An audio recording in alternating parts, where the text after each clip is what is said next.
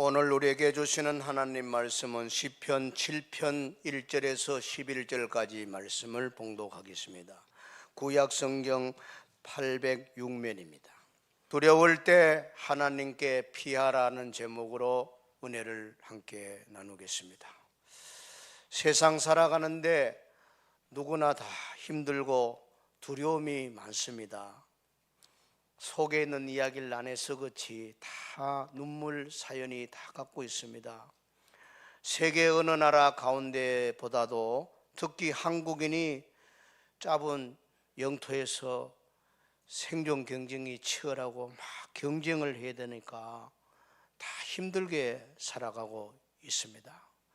최근 발표된 자료에 따르면 한국 많은 분들이 두려움과 불안 속에 살아가고 그로 인해서 우울증과 공황장애와 불면증에 시달리는 정신적 어려움을 많이 겪고 있다고 합니다. 한국 성인 중에 92%가 스트레스를 많이 받고 있다 그러고 그저 한 8%만 인생을 매우 즐겁게 살아가고 있다, 이렇게 결과가 나와요. 그 조사에서는 성인 10명 중에 3명은 극심한 스트레스를 받고 있다, 정신과에 가서 치료를 받아야 할 그런 상황에 있다는 거지요. 성인만 그런 것이 아니고 중고등학생들도 스트레스 인지율이 42.3%가 되고 우울증을 경험한 우리 학생들이 27.7%예요. 그러니까 학생들 가운데 3명 가운데 1명이 우울증을 겪고 경험하고 그렇게 힘든 삶을 살아가고 있답니다. 전 국민이 정신건강에 상당한 위협을 받고 있다는 걸 알 수가 있죠. 그렇잖아요. 많이 가진 사람은 가진 것 빼앗길까 봐 두렵고, 어떤 사람은 변화 받는 걸 두려워하고, 젊음이 가는 게 두렵고, 병드는 게 두렵고, 행복을 잃어버릴까 두렵고, 내가 지금 행복한데 우리 다음 자녀들 후손들은 행복을 지켜갈까, 그것까지도 두렵고, 나이가 점점 늙어가니까 또 죽음이 가까우니까 그것도 두렵고, 그렇게 보면은 우리 모두가 두려운 세상을 살아가고 있네요. 아무도 자유롭지 않잖아요. 그런데 오늘 성경은 강력하게 웅변합니다. 우리가 정말 두려워해야 될 것은 바로 하나님이라는 거예요. 유명한 신학자 벤겔은 말해서요, 하나님만 두려워하는 사람은 하나님 아닌 것에 대해서는 아무것도 두려워하지 않는다. 참 의미 있는 말이죠.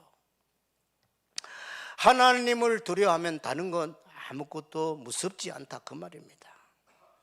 여러분 살면서 진짜 죽다 살아난 사람은 다른 거 무섭지 않습니다. 인생을 혹독하게 고생을 해본 사람은 웬만한 거 다 싱겁습니다. 내가 죽다 살아났는데 그까짓 것 가지고 내가 넘어지겠나, 이렇게 받아치는 거예요.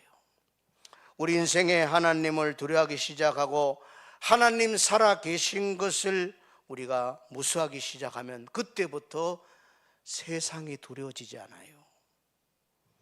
우리가 하나님을 두려워하지 않기 때문에 세상의 작은 일로 두려워하고 그만 벌벌 떠는 거예요.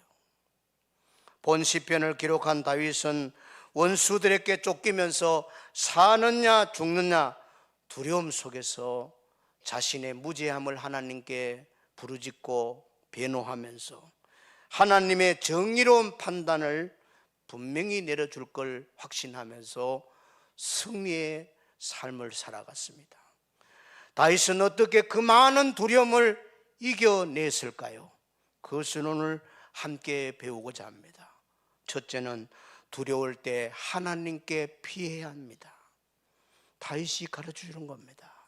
두려우면 하나님께 피하라고. 다윗은 목숨을 노리는 원수들에게 쫓기면서 극한 두려움에 처해 있었습니다. 그때 큰 소리로 하나님 살려달라고 도와달라고 부르짖었어요. 다윗을 괴롭힌 사람은 사울 왕입니다.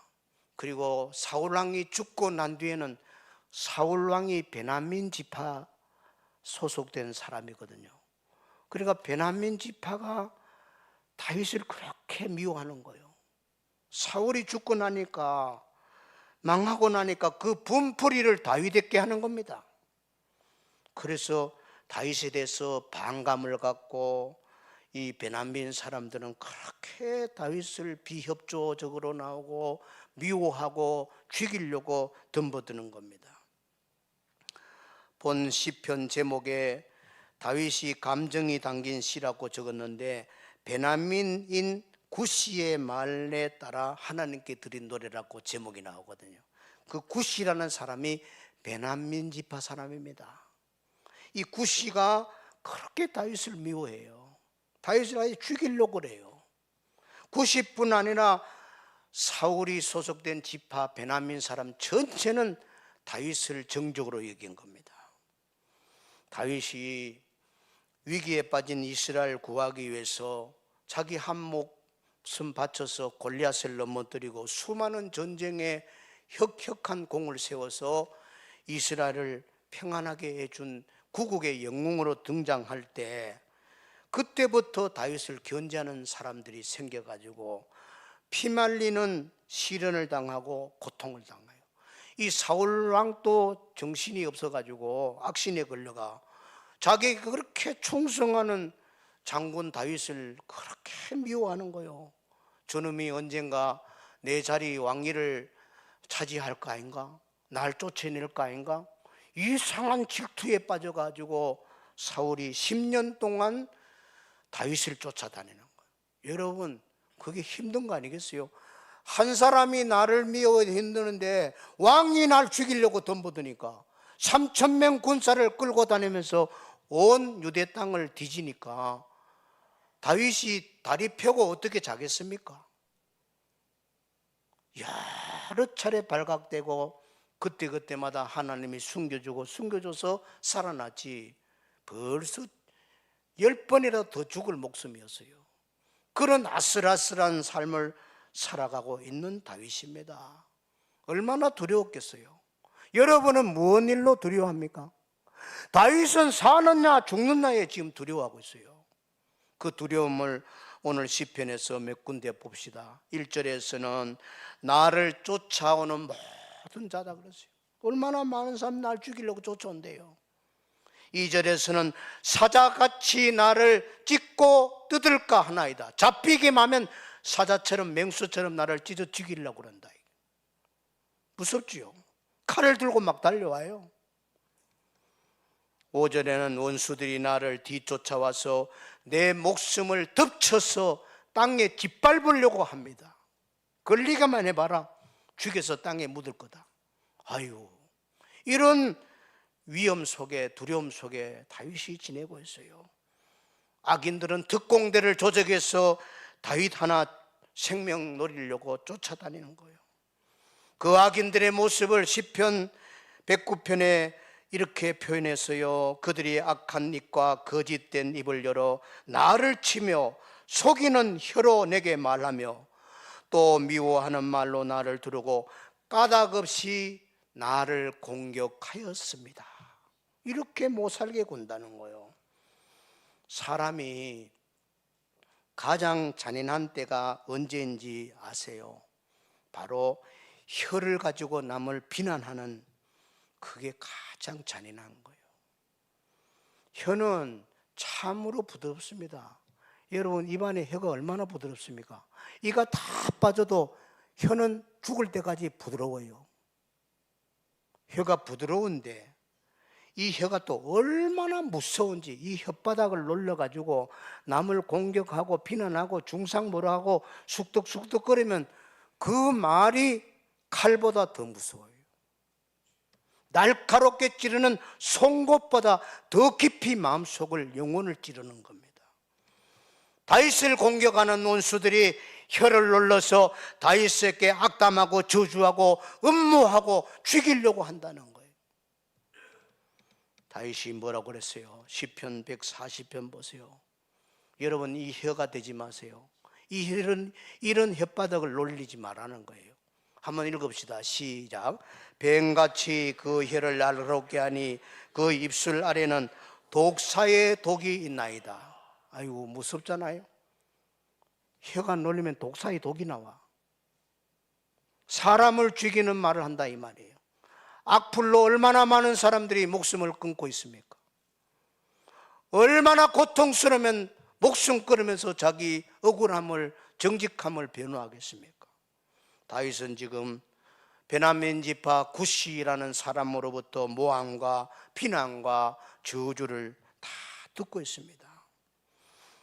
사람에게 나오는 이 혀에서 나오는 모함과 이 악담과 공격은 참 마음 깊이 쓰라린 상처가 되고 있는 거예요. 다윗 생애에서 가장 다윗을 괴롭힌 사람이 대표적으로 3명입니다.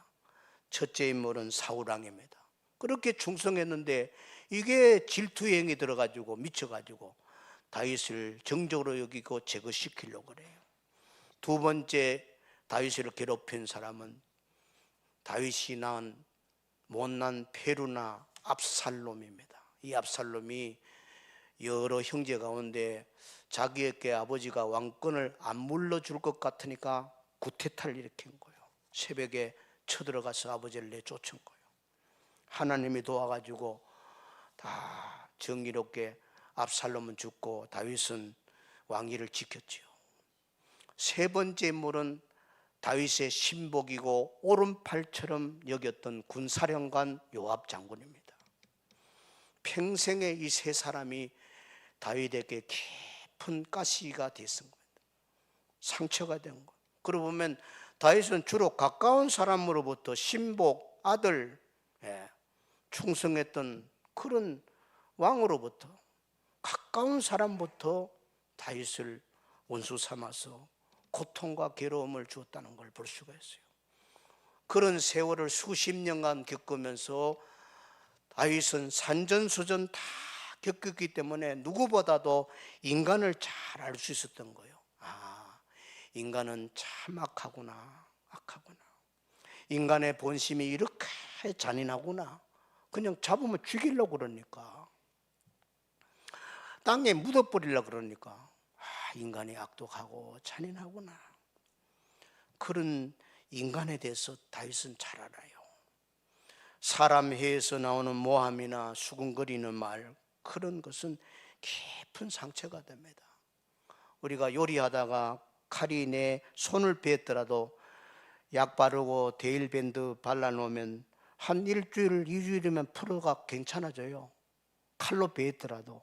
그러나 다른 사람으로부터 말의 비난과 악플, 저주, 악담을 들으면은 이게 가슴에 꽂히면 몇십 년이 지나고도 이 가시가 안 뽑히는 거예요.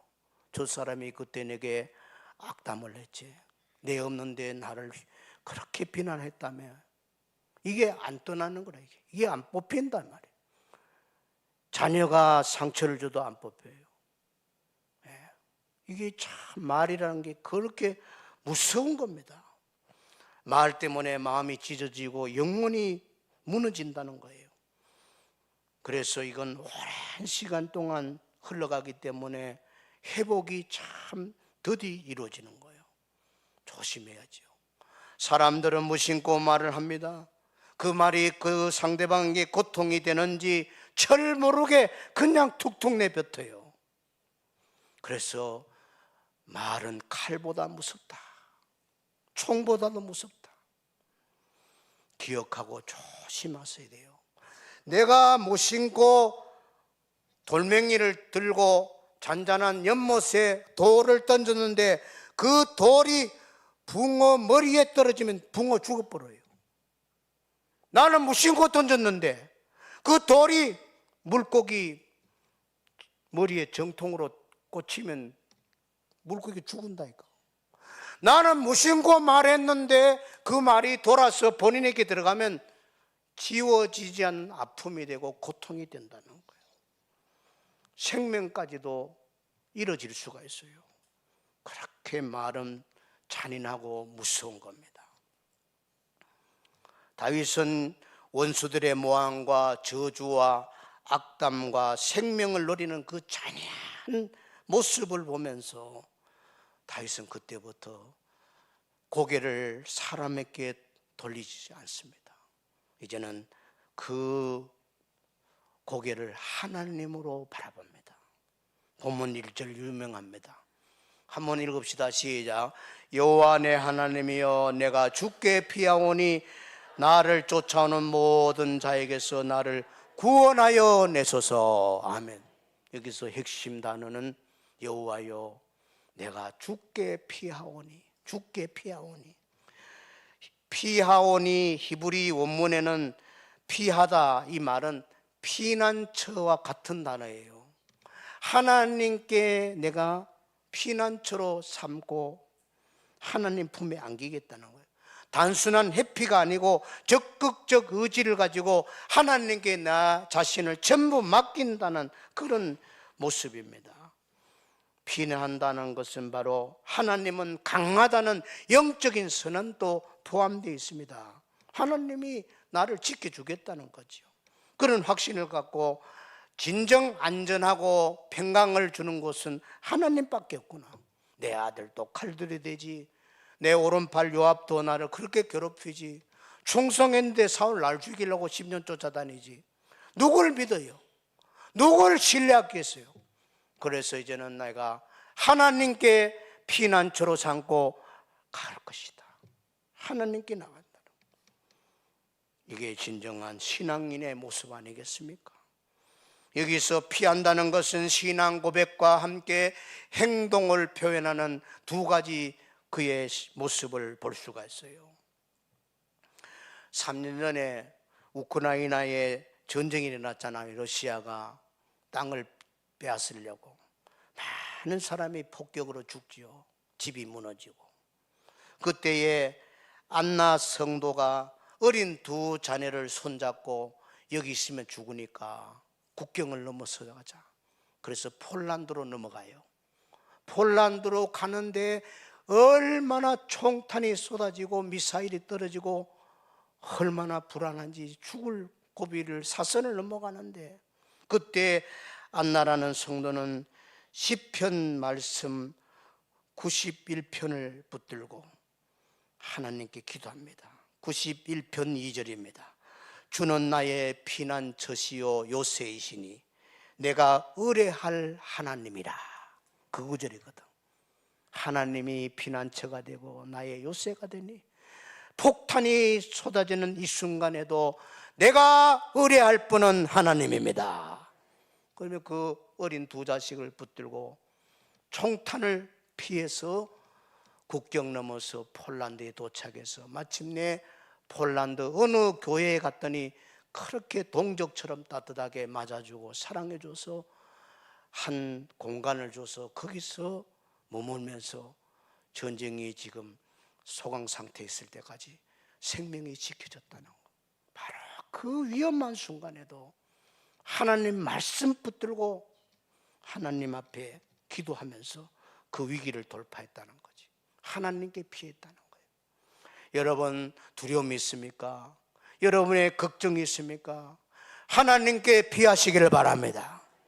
두 번째, 두려움을 믿음으로 이겨야 합니다. 다윗은 참 믿음이 깊은 분입니다. 자기를 비난하는 사울왕이나 베냐민 지파 사람들 굿이나 저주하는 사람들 다 보복하지 않았어요.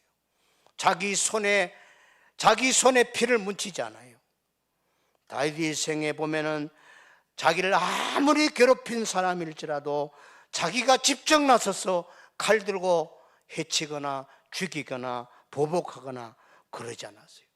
오로지 다윗은 하나님 앞에 자기의 원한과 억울함과 고통을 토로했습니다. 본문 6절입니다. 여호와여 진노로 일어나사 내 대적들의 노를 막으시며 나를 위하여 깨소서. 주께서 심판을 명령하셨나이다. 하나님이 해결해 달라는 거예요. 11절에는 이렇게 말합니다. 하나님은 공정한 재판장이시요 언제라도 악인을 벌하시는 분이시다. 11절에는 하나님은 분노한다고 개정 번역에는 되어 있는데 조금 번역이 우리가 이해하기가 어렵지요. 하나님 무슨 자꾸 화내는 분입니까? 그 말은 언제라도 악인을 뭐하는 분? 벌하는 분이라는 거예요. 하나님은 절대 공정한 분이고, 하나님은 의인은 건지시고 악인은 벌하시는 분인 줄로 믿습니다. 그 하나님을 다윗은 철저히 믿었기 때문에 다 하나님께 맡긴 거예요. 여러분, 그래서 다윗은 참 위대한 사람이 된 겁니다.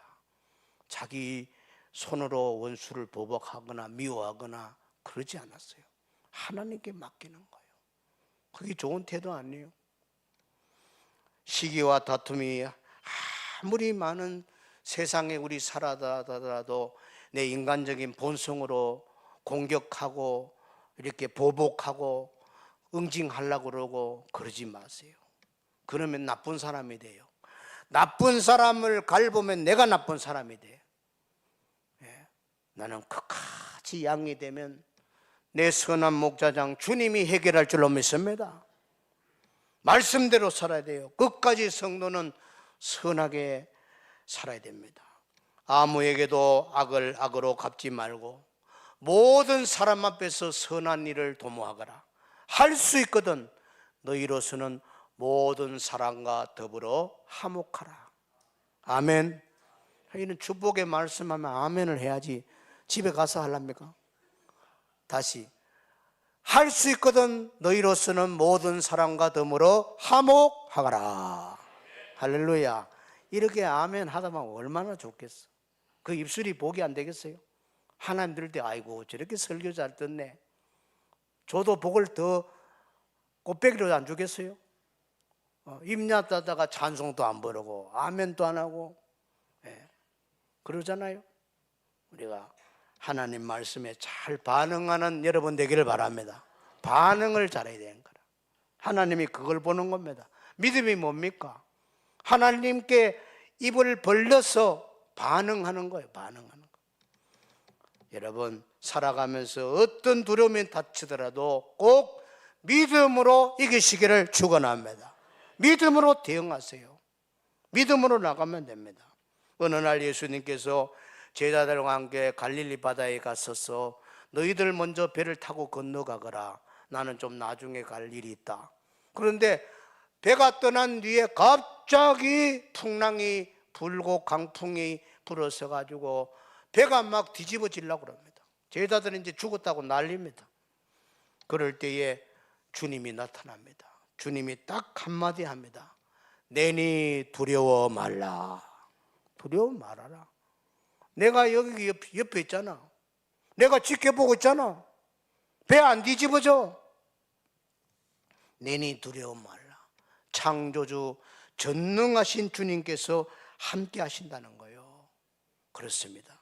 우리는 어떤 고난과 두려운 상황 속에서도 때로 답답한 상황, 눈물 날 사연이 있을지라도 하나님이 함께 하시고 도와주시는 것을 믿어야 합니다.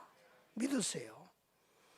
중요한 이사야서 41장이잖아요. 너무나 구약의 최대의 두려움에서 용기를 주는 믿음의 말씀. 한번 같이 읽읍시다. 시작. 두려워하지 말라. 내가 너와 함께 함이라.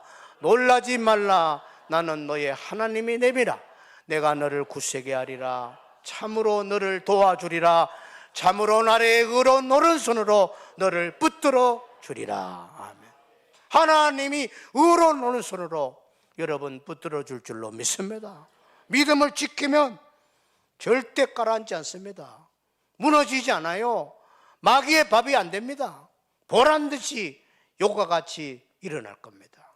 잠언서에는 직전 팔기 인생되라 그랬잖아요.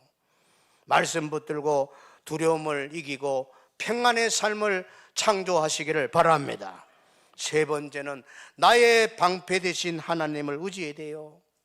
다윗은 원수들이 공격하고 죽이려고 포위하고 두려움에 엄습할 그런 순간에도 하나님이 항상 나의 방패가 되심을 확신하고 믿었습니다. 본문 10절에 나의 방패는 마음이 정직한 자를 구원하시는 하나님께 있도다. 하나님이 다윗이 다 보호받도록 방패를 쳐준다는, 너무나 귀한 말씀이잖아요. 그리고 시편 28편에는 여호와는 나의 힘과 나의 방패이시니 내 마음이 그를 의지하여 도움을 얻었도다. 하나님이 힘과 방패로 우리를 다 보호한다는 거예요. 다윗이 쓴 시편에는 하나님은 나의 방패라는 말이 10번 이상 나와요. 여호와는 나의 방패시니, 여호와는 나의 산성이시니, 여호와는 나의 피난처시니, 여호와는 나의 구원의 뿌리시니, 여호와는 나의 방패시로다. 방패라는 거예요. 찾아보니까 현대 용어로 방패는 레이더와 같은 말이에요. 레이더. 이번에 지난번에 이란이 이스라엘 향하여 미사일을 3,000발을 쏘거든. 몇 발을? 3,000발. 권총이 아니요, 기관총이 아니라 미사일을 3,000발을 쐈는데 이스라엘은 아이언돔이라는 방어 체제가 되어 있어요. 미국과 세계 최대의 군사 시설이 잘 되어 있는 나라는 아이언돔이라는 게 있어. 그걸 가지고 전부 날아오는데 전부 다 쐈어. 거의 90몇 프로 이상 다 쏴버렸어. 3,000발을 쐈는데 이스라엘 땅에 떨어진 미사일은 몇 발 안 돼. 그러니까 이란이 당해요, 못 당해요? 절대 못 당하지. 이스라엘이 공격력이 얼마나 강합니까? 비행기를 가지고 수십 년 동안 핵무기를 만들려는 시설을 전부 폭발해 버렸잖아. 다 부숴버렸잖아. 대단하죠. 이스라엘이 경상북도보다 작은 나라인데 그 나라에 1,500만 밖에 안 사는데 중동에 2억 넘는 나라들을 벌벌 떨게 만드는 것은 세 가지 무기가 있어요. 첫째는 이스라엘의 정보력입니다. 정보력. 모사드라고 세계 최강의 정보력을 갖고 다 중요한 사람들 어디서 뭘 하고 어디서 지금 말을 하고 어디 잠을 잘 거다 다 아는 거예요. 지난번 테헤란에서 잠자고 있는 팔레스타인의 그 주동 우두머리를 침실에 들어갔는데 딱 두 사람만 죽인 거야. 그 사람하고 경호하는 한 사람 두만 죽인 거야. 어떻게 미사일을 날렸는지 안에서 폭발을 장치했는지 터졌는데 그 팔레스타인의 최고 지도자만 죽은 거예요. 들어가자마자 잠잔 순간에 파박 하는 순간에 그 건물만 폭삭 내려앉은 거야. 대단하지 않습니까? 그러니까 이란으로 봐서는 분명히 자기 나라의 건물을 부순 거는 안 되는데 이란 사람은 아무도 안 죽었거든. 팔레스타인 괴수와 경호만 죽인 거예요. 여러분, 이스라엘의 정보망은 얼마나 놀랍습니까? 세계를 저도 놀랐어요. 야, 어떻게 저런 일이 일어나나? 저런 일이 일어나나? 이렇게 이스라엘은 정보망은 세계 최고입니다. 우리나라에도 아마 이스라엘의 모사드 요원들이 곳곳에 있을 거로 압니다. 세계 정보망을 다 훑뚫고 있으니까. 그리고 이스라엘은 공군력이 최강입니다. 그리고 아까 이야기했는데 아이언돔으로 다 이스라엘 나라 전체를 막아내는 거예요. 자, 제가 하고 싶은 이야기는 이스라엘이 저렇게 버티는 것은 최신 아이언돔이라는 레이더망으로 자국을 보호하고 있다는 거예요. 오늘 우리가 살아가는데 우리를 공격하는 원수마귀가 아무리 우리에게 수단 방법 가리지 않고 공격해 올지라도 우리에게 가장 강력한 무기는 하나님의 레이더망입니다. 하나님의 레이더. 제가 요새 인공지능 챗 GPT에 깊이 이제 빠져 있거든요. 이게 부목사나 두는 것보다 나아 진짜. 목회 완전 1급 비서야. 설교 준비하다 찾아야 되고 뭐 곤란하고 이게 뭔 말이지 막 헷갈리잖아요. 질문하면은 2초 만에 답을 줘. A4 용지 2장, 석 장도 하나, 둘, 셋 하면 답이 있다고 와버려. 그래서 제가 우리 믿는 사람에게 가장 강력한 방패 레이더망은 뭘까? 딱 물으니까 3가지 답을 주는 거야. 기가 차. 이 주석이 없어. 3가지인데 첫째는 강력한 영적 레이더망은 첫째는 성령의 감동. 요한복음 16장 13절. 성령이 감동하잖아. 가라, 가지 마라. 예. 두 번째는 기도. 예. 빌립보서 4장 6, 7절. 아무것도 염려하지 말고 기도와 감사로 하나님께 아뢰라. 기도하면 원수 마귀가 아무리 공격해도 다 하나님이 기도로 쏴버린다 이게요. 세 번째는 말씀이라는 거라. 에베소 6장은 말씀이 곧 성령의 검이라 그랬잖아요. 예수님도 마태복음 4장에 보면 마귀가 3번 욕인데 전부 기록된 말씀으로 가라사대, 기록된 말씀으로 말씀하되 마귀 3번 다 깨우시겠잖아요. 여러분, 우리 하나님 사람은 레이더망을 가져야 됩니다. 하나님이 주신 무기를 가지고 염려, 불안, 걱정, 두려움에서 다 벗어나시고 승리하시기를 축원합니다. 하나님이 도와주신다는 거. 다윗은 그 위협과 두려움을 어떻게 극복했을까요? 철저히 하나님을 의지했습니다. 시편 118편에 나옵니다. 여호와는 내 편이시라. 내가 두려워하지 아니하리니 사람이 내게 어찌할까? 하나님 내 편이라. 여러분, 하나님이 나를 지켜주면 아무리 악한 사람이 세상에 울거리더라도 여러분을 건들지 못할 줄로 믿습니다. 하나님이 내 편이면 되는 거예요. 여러분, 날마다 하나님이 내 편 되도록 믿음 생활하고 하나님 사랑하고 말씀 속에 거하기를 축원합니다. 날마다 하나님 도우심을 믿고 감사하고 승리의 찬양을 부르세요. 하나님은 나의 방패시니. 확실히 믿으면 하나님은 정의롭게 여러분을 그 순간순간마다 악에서 건져내고 모함하는 모든 세력들을 하나님이 다 심판할 줄로 믿습니다. 하나님이 도우시는 거예요. 성도 여러분, 하나님은 어제나 오늘이나 동일합니다. 똑같아요.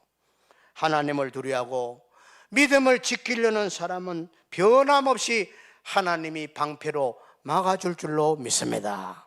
하나님이 다 내 삶에 방패를 탁 쳐주는 거예요. 건들지 못하도록. 그리고 나를 사랑해주고 붙들어 주세요. 주의 날개 아래, 주의 품 안에 거하는 여러분의 삶이 되기를 바랍니다. 저는 이 찬송가를 좋아해요. 찬송가 419장.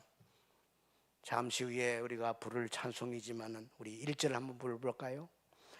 찬송가 419장 이 찬송 작사한 사람은 윌리엄 커신 목사님인데요. 결혼하고 예쁜 아내와 결혼하고 아내가 병이 있어가지고 그만 결혼을 10년 행복하게 지내다가 그만 아내가 돌아가요. 하나님께 마음이 낙심이 됐고, 근데 윌리엄 커신 목사님도 몸에 또 병이 와요. 목에 병이 와가지고 목소리가 안 나오는 거예요. 하나님, 목사가 설교를 못할 정도로 목소리가 안 나오니 하나님이 어찌하옵나이까 하는데 하나의 음성 주시는 거야. 사랑하는 커싱종아, 네 병든 몸도 네 목소리 안 나오는 그 목소리도 목도 다 내 것이란다. 내 것이다. 걱정하지 마라. 내가 너를 다른 방면으로 사용할 거다. 그래서 하나님께 감사하고, 하나님, 내가 건강할 때 온전히 충성 못했는데 이제서야 목소리도 잃고 병든 상태에서 남은 생에 주께 헌신하겠습니다 하는 순간에 하나님이 영감을 줘가지고 이 찬송가 419장을 만든 거예요. 130년 됐어요. 우리 가사를 생각하고, 여러분 두려움 있습니까? 주의 날개에 거하세요. 주 날개 밑 내가 편안히 쉬네. 땀 깊고 배바람 불어줘 아버지께서 날 지키시리니 거기서 편안히 쉬리로다 주 날개 매일 절반하라 그 사랑 그늘 찬이며 주 날개